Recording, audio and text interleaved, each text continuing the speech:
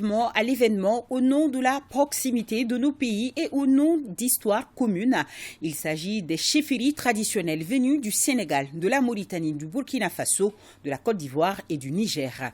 Tous saluent l'initiative salvatrice malienne. Pour ses participants, elle constitue déjà un début de solution des réactions recueillies par Boubacar Bablitouri.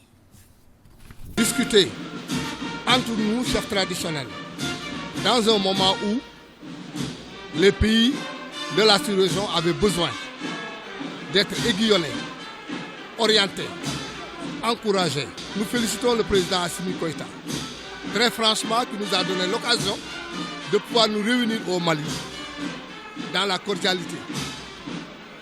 Et nous avons eu à discuter de plusieurs sujets, parce que la paix, la sécurité, le développement touchent aujourd'hui le monde entier, mais particulièrement dans la sous-région.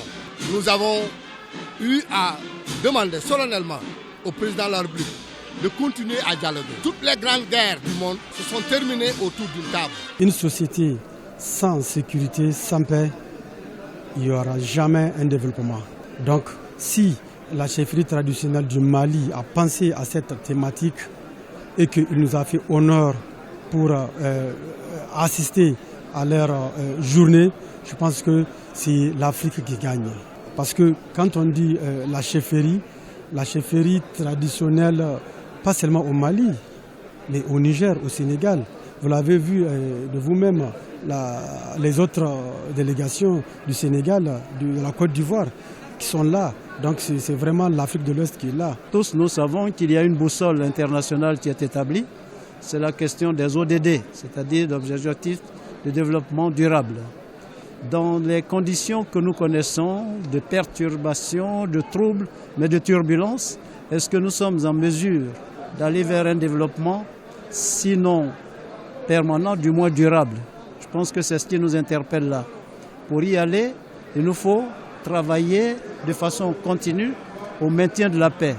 Or, les seules personnalités, les administrateurs capables de maintenir cette paix au quotidien, ce sont les chefs traditionnels, de mon point de vue. Les chefs traditionnels, on les retrouve dans nos villages. Les chefs traditionnels, on les retrouve dans nos communautés, dans les grandes villes.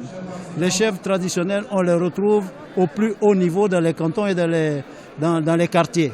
C'est-à-dire, ce sont des administrateurs de proximité. C'est important pour nous de non seulement interroger leurs pratiques, leurs mécanismes et leur façon de faire, mais au besoin tracer pour tout le continent un programme national de renforcement des capacités des chefs traditionnels.